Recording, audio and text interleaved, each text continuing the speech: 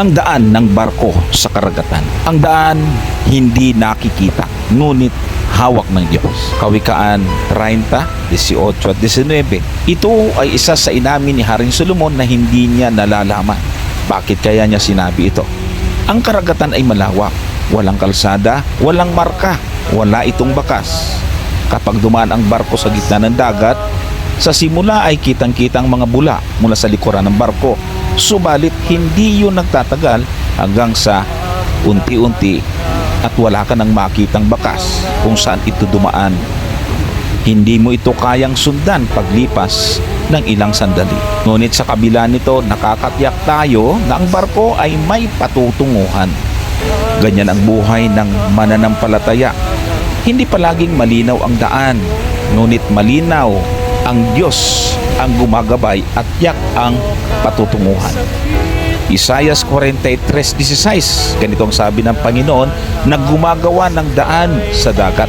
Ang daan ng barko ay hindi nakikita, ngunit ito ay tunay. Sa Kawikaan 30:19, ang daan ng barko ay hindi nakaguhit, hindi nasusukat ng mata, hindi nagiiwan ng bakas, ngunit ang barko ay nakararating sa kanyang daungan. Huwag nating palaging isipin ng ating mga gawa ay dapat napapansin ng iba. Kadalasan, anuman ang ating mabuting gawa, pagkaraan ng ilang araw, hindi na ito naaalala. Huwag kang malungkot dahil para sa Panginoon, mas mahalaga na tayo makarating sa daungan kung saan siya naghihintay sa atin. Ikalawang Korintos 5:7.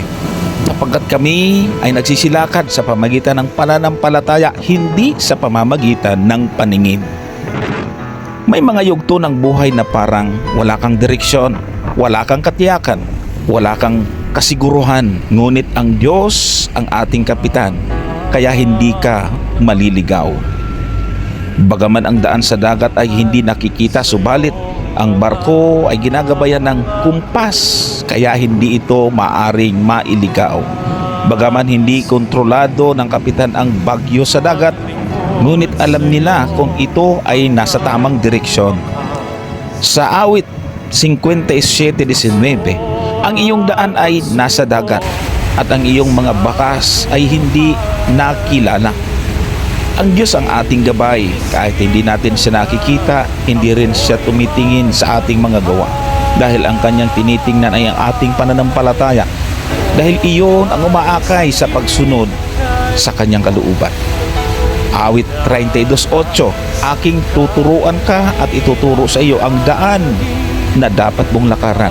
Hindi mo kailangang makita ang buong ruta. Kailangan mo lamang kilalanin ang tinig ng Diyos, kaibigan. Ang barko ay nakakaranas ng mga unos.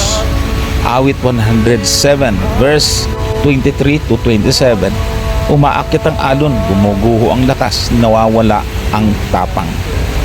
Ang pagsunod sa Diyos ay hindi garantiya na kawalan ng bagyo sa buhay, ngunit ito ay garantiya ng presensya ng Diyos.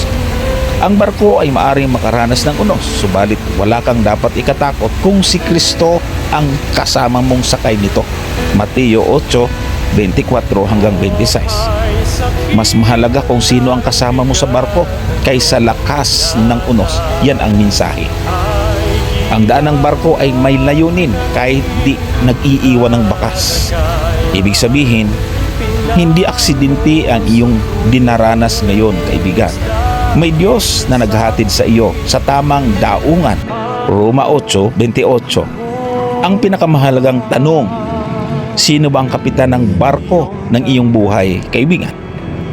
Ang sabi ng Panginoon, Marcos 4:39-40, kapag si Kristo ang ating kapitan, may kapayapaan sa gitna ng unos, may katiyakan kahit walang daan, may pag-asa kahit madilim ang kapaligiran.